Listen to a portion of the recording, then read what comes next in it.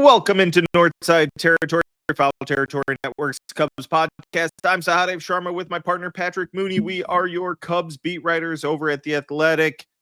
Patrick, we're going to talk a little pitching yet again after the Shota episode, and we're still kind of in limbo on what happens there as we record today, Thursday morning. Colin Ray is back, and it sounds like it's I don't know, they save $500,000 with the way they structured this. I don't know. It sounds like I think you said it was accounting tricks. I don't understand what why the Cubs need to adjust money so much, but they do. They do these things, and it's $5.5 million for this year, potentially $7.5 million next year with an option with some buyouts. That's from our buddy Jordan Bastian of MLB.com. Jordan had the details on the contract. Our focus in this segment is I really liked what he did at the end of last season compared to how he ended 2024, which was basically struggled in September. He didn't make the Brewers playoff roster.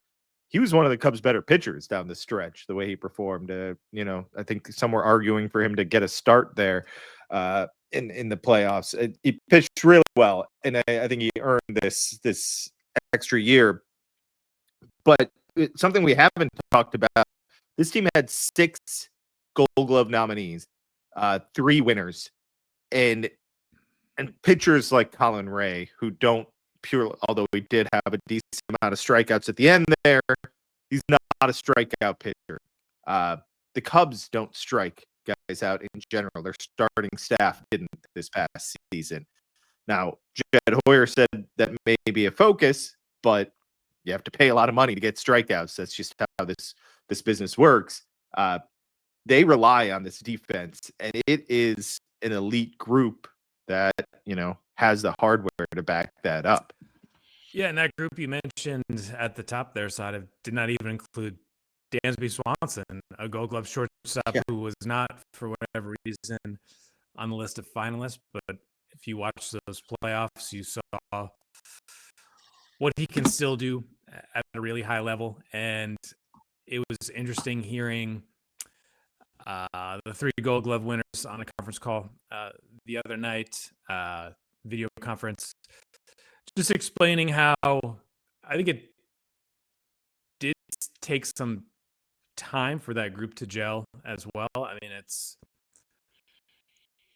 baseball is kind of a hard game when you talk about that type of chemistry, but I think playing around Pete Crow-Armstrong took a little, developed a really nice chemistry over the last few seasons.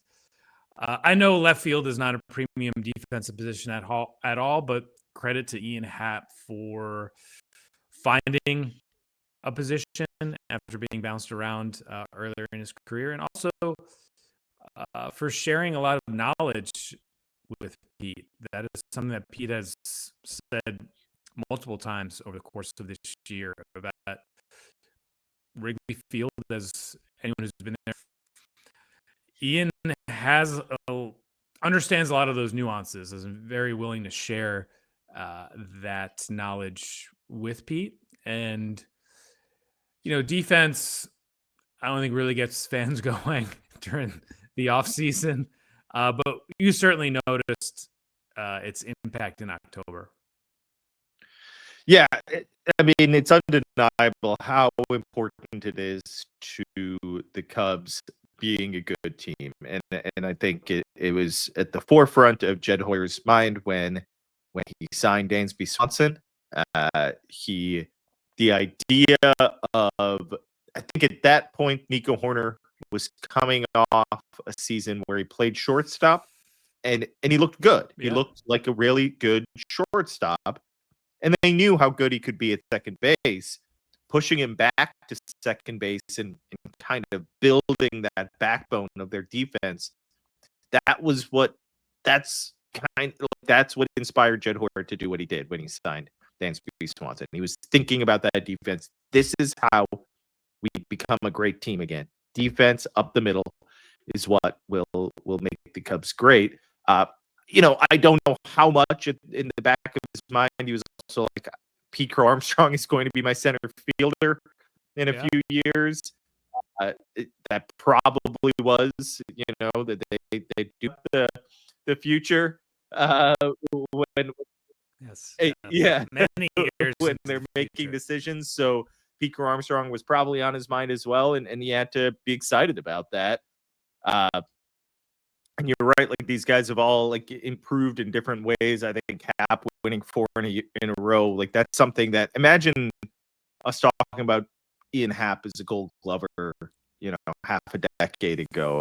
I think, we would have chuckled at that idea, and he's won 4 in a row.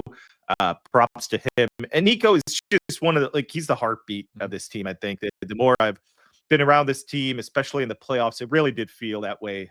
He's just the defense that I know he had the critical error in the NLDS, but outside of that, I mean, they don't get past San Diego without their defense. Their pitching all season long doesn't look as good as it did.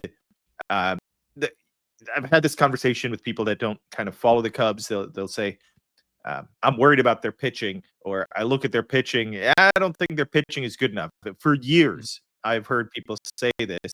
And for years now, the Cubs pitching outperforms expectations. Credit to Tommy Hotoby and the pitching infrastructure. I'm sure there's some things that they emphasize and do to maximize that pitching. But I think most people would point to, well, look who they're pitching in front of. Look who's behind them. Pete Crow-Armstrong, Dansby Swanson, and Nico Hoerner are special defenders, and they just make everything easier. And when we talk about this, we said it last episode, the theme of this offseason is going to be, how do you, like, who are the pitchers? Who are they going after? How do they rebuild this pitching staff, particularly the bullpen? Everything feels a little bit easier, and I'm sure the front office feels a little bit more comfortable when they go after pitching because of that defense. Yeah, a few stray thoughts off of that Sunday night conference call. It was interesting that Nico acknowledged, how, and Ian Happ acknowledged as well. He kind of described it of how limited he was in 2024, his ability to let loose. I know Jed Hoyer had described that at the GM meetings last year, but for, kind of a teammate or the player himself to be like, yeah, I couldn't really let it rip, and still played very productive major league season. That his pregame work, his ability to work on his defense, was hampered for another chunk of this season, and the amount of games he put up this year after missing the season opening trip to Japan was kind of staggering. I still think, we can't forget that part of the reason Nico did this surgery was to get back to being able to playing shortstop, and that is an interesting thought as we come into the last year of his contract extension. His ability to market himself as a shortstop, I think, will be very lucrative, either in going back to the Cubs for another extension or testing the market next offseason, whenever that is, after a inevitable owner's lockout. And then just kind of the development of Crow-Armstrong. He credited Quentin Berry, a new coach this year, on just kind of his bursts, his jumps, his kind of pre-pitch routine. And I think we both, in our interactions with Quentin Berry and what we've heard about him behind the scenes, I think this is someone who's going to be groomed for bigger roles. I believe, this is someone who could maybe be a manager someday. Not saying in Chicago, or like he's out for Craig Counsell's job, but if Craig Counsell kind of works with you in Milwaukee and he brings you into Chicago, and the team base running, and Pete's defense shows up in big ways, he has some charisma. He definitely has a presence. I think he's someone who should probably be on that managerial circuit, interview circuit in the near future. And then just Pete talking about the end of the season. He was obviously very emotional in Milwaukee. He said he's not really fixated on the playoff loss. It was just that he's still taking that entire second half pretty hard. He feels like, what if I had done more? And he understands he had a great first half that put the team in a great position for the second half. But that's, and I thought it was interesting how he phrased it. Like the idea of dwelling on stuff, contemplating stuff for him, it never stops. That will be kind of an all off-season thing. And I think that bodes well for what we're all going to be writing next year about, what's next for Pete, or how is it? Can he top that? Can he do it again? Like that kind of thought is certainly out there. Yeah, that's going to be, you're right. It'll be a big topic entering spring training. And I, his mindset, I think, is one of those things that, like, is he going to put too much pressure on himself, or is this like the type of drive and the goals he needs to set for himself to reach, these heights that he kind of set in the first half? It can go, either way. It all depends. How does he handle that pressure? How does he handle the pressure he puts on himself? And does he kind of focus that energy in the proper way? It'll be fascinating to see. All right, let's come back. Let's take a break and come back and talk about. Hey, we told you about Huel's new Daily Greens ready to drink can, but also we do not want to forget about the OG. Your favorite. You love that chocolate peanut butter flavor. Do. You and Kratz love that chocolate peanut butter. That's my favorite one. Mm-hmm. It's so good. Breakdown. The vanilla, also good. But when they sent me the chocolate peanut butter, it's like a dessert. Protein, no added sugar, gluten-free for your boy, under $5 per meal, because it's a meal and a drink. 6 grams of fiber, 27 essential vitamins and minerals. Huel makes healthy eating simple. They also just launched into Target stores nationwide. Try both products today with 15% off your purchase for new customers with the exclusive code FOUL at Huel.com/factoutsurvey to help support FT. Get after it, FT. Patrick Andrew Kittredge is no longer a Cub. He was traded to the Orioles. I believe it was a $9 million option, $1 million buyout. We didn't think that there was a high chance that they were going to pick that option up. So this basically saves the Cubs $1 million. So along with him, are they going to have a parade? Or is there going to be a moment to mark this? Maybe we put a statue outside or a flag to mark the yet another moment of financial flexibility. Andrew Kittredge is probably not the decision to kind of have that conversation about, or can't pound the table on, but we'll see how this offseason plays out. It's been a lot. Yeah, I'd like to let's just like I think you and I were both kind of not to go too far off into a different tangent, but you and I both kind of expected that Cody Bellinger money to be spent last year, and it never was. And now we're seeing this, like, they've essentially saved $1.5 million by no buyout for Kittredge and kind of restructured Colin Ray in 2026. And is that a reliever that they're going to spend money on then? Why? Look, every dollar counts, I guess, and they do work under a budget, but it's kind of ridiculous to see some of this stuff. But obviously they need money for relievers because Kittredge is gone. And then you have Brad Keller coming off a brilliant season. He's going to get paid. And the Cubs don't do that unless they suddenly decide, hey, Brad Keller, you're competing for a rotation spot. They want to pay for that type of deal. I haven't heard any rumblings of that. That would be news to me. I think Brad Keller's going to go out there and get paid well by some other team. And then there's Drew Pomerantz and Caleb Thielbar, both free agents, both in their late 30s, both exactly the type of guy that the Cubs are thrilled to have found, and they're not so thrilled to pay the year after they have that season. Look, Thielbar makes sense to me. That'd be a risk. He's like 39 or something. Like he's going to be 38 or 39. Like I don't know if you bet on that. Drew Pomerantz, did you catch lightning in a bottle? I get that. I get all these decisions. All of these decisions make sense in a vacuum. It's just what you're talking about now is a bullpen stripped to the studs with one guy that's proven it, and that's Daniel Palencia, and he did it for 1 year. Remember, Porter Hodge a year ago was a I'm not saying Daniel Palencia can't repeat what he did. I'm saying there are no guarantees when it comes to the bullpen. So right now you have a bullpen with there's not many arms that you've even relied on there. It's him and Hodge are the only ones that have thrown a decent amount of innings in the recent past. It's a huge hole right now, and the way the Cubs go about business, don't expect them to go out and get Edwin Diaz and then work backwards from there.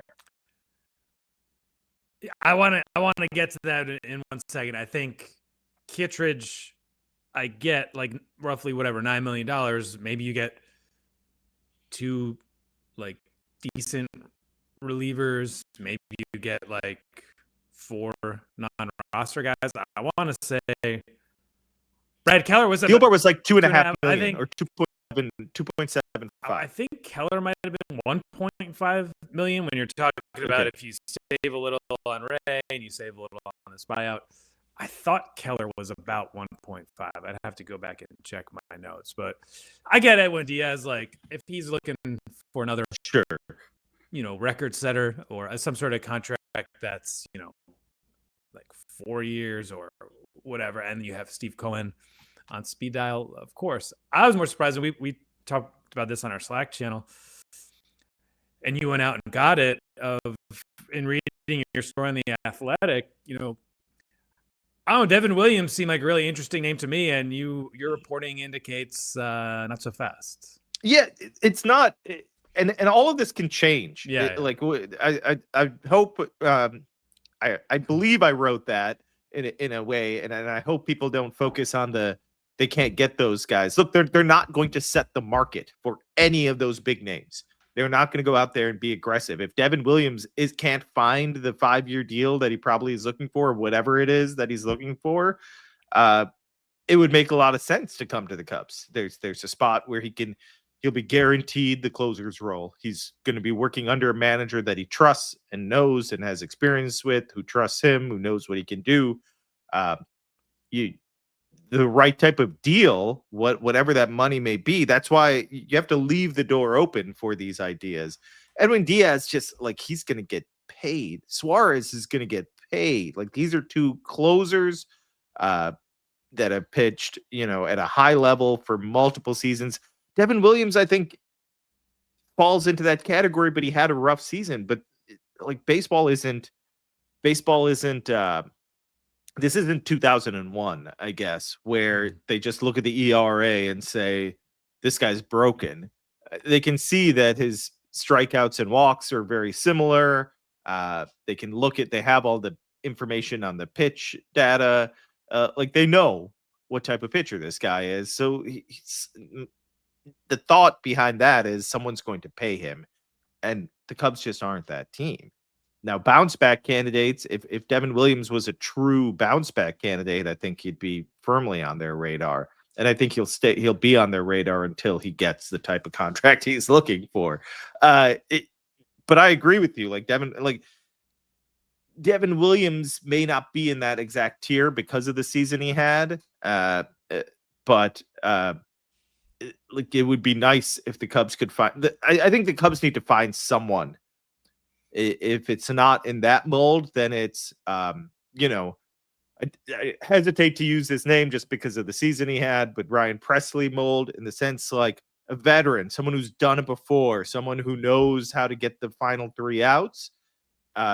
isn't and has something left in the tank? Is there someone that maybe traded, or is there someone on the list of free agents that's coming off a bad season?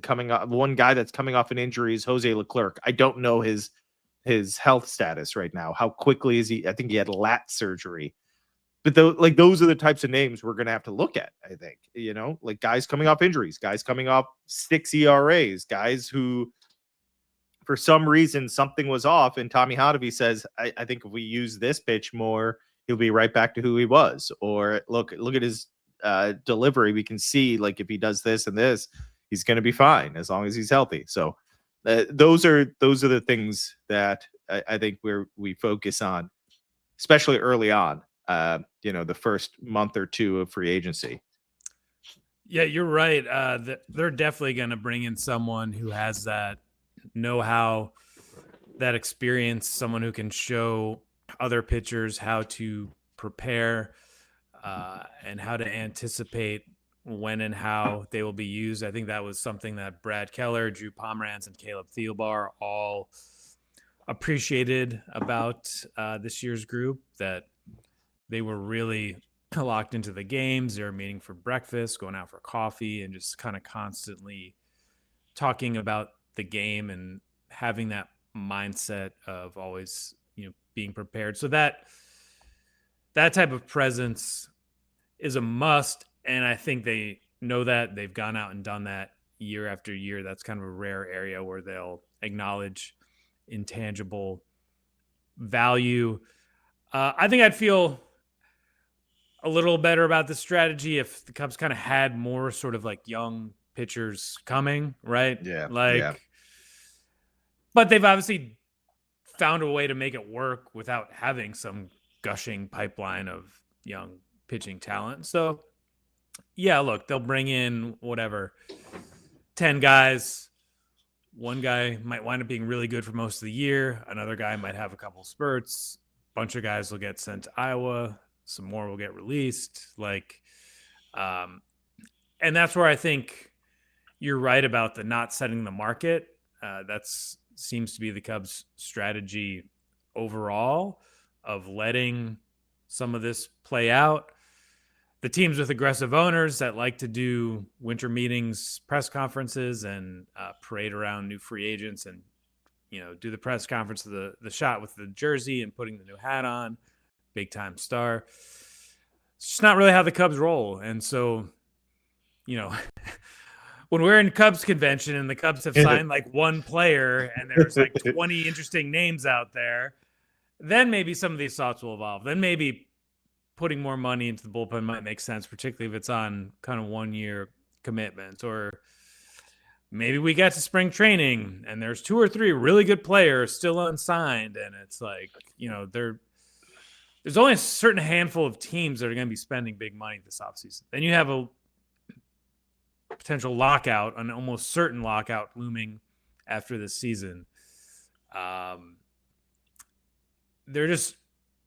The Cubs are always this nice sort of consolation landing spot, like a plausible team for lots of free agents. So I think fans just get kind of like used to that, of kind of the expectation setting of like, yeah, they're not going to go out and really like blow anyone away. But the more that all of this stuff lingers, they could be in play for different things that maybe weren't obvious at the beginning of November. Yeah. The youth part that you mentioned, it's not like they have this pipeline of young players. Palencia was, we probably would have said that about Palencia entering the season, sure. And look, it's horribly risky to just rely on a bunch of unproven kids that have struggled. Luke Little has struggled every time he's come up to the big leagues. There's a kid named Riley Martin who has nasty stuff, and sometimes the walks explode with him. But he's a lefty that but he's like 26, 27. At some point he needs to get up to the big leagues and be added to the 40-man roster. Jack Neely acquired in the Mark Leiter trade. That trade looks bad right now. Leiter has been solid as a reliever, was solid once again. Great to talk to for us. Yeah. True red ass. Yeah, exactly. And the infielder they got, Ben Cowles, I believe it was DFA'd or taken off the 40 man, and then and Jack Neely has struggled. He struggled at AAA last year. He didn't even get a cup of coffee again this past season. He never came up. Those are the types of names that you're looking at. You need Porter Hodge to bounce back. Like there's young guys with stuff, but not like you need to like this coaching staff, especially Council, Sahadev, those guys. You better throw strikes. Luke Little doesn't throw enough strikes to earn the trust of this group. Riley Martin walks a lot of guys. I think Neely has a similar issue. Like if you're not throwing strikes, you're not going to get more. You may get a cup of coffee, and that's why Hodge stuck in 24. He had issues throwing strikes, came up, threw strikes, and earned Craig Counsell's trust. Yeah. Struggled with it this year. When he did throw strikes this year, it got hit hard too. So there was something off with him this year. So you just never know. Like I'm not ruling any of those young guys out until they're off the roster.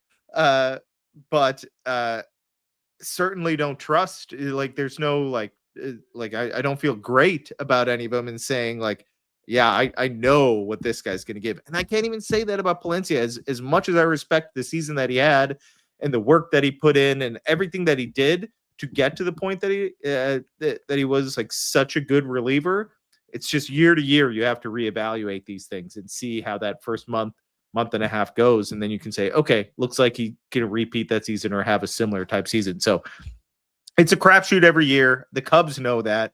Part of the reason why Jed Hoyer doesn't like to spend. And while I can respect that, I also think you need some sort of certainty. And you're the Cubs, so whether it's trading for someone that has a year left that maybe not wanted by their team as much anymore, or whatever it may be, some certainty needs to be found in some way, at least to start the season. And then you know how it is at every trade deadline, you're always looking for pitching. So yet again, rebuilding the bullpen. We'll be following it all winter long. There will be names added that you and I barely pay attention to, and then by June we'll be talking about how important this guy is because that's just how it works. Yeah. All right. Thanks so much for listening, everyone. This is Northside Territory. Make sure to rate, review, subscribe to the YouTube channel, and subscribe to The Athletic, where Patrick and I are on top of all things Cubs. Thanks for listening, everyone.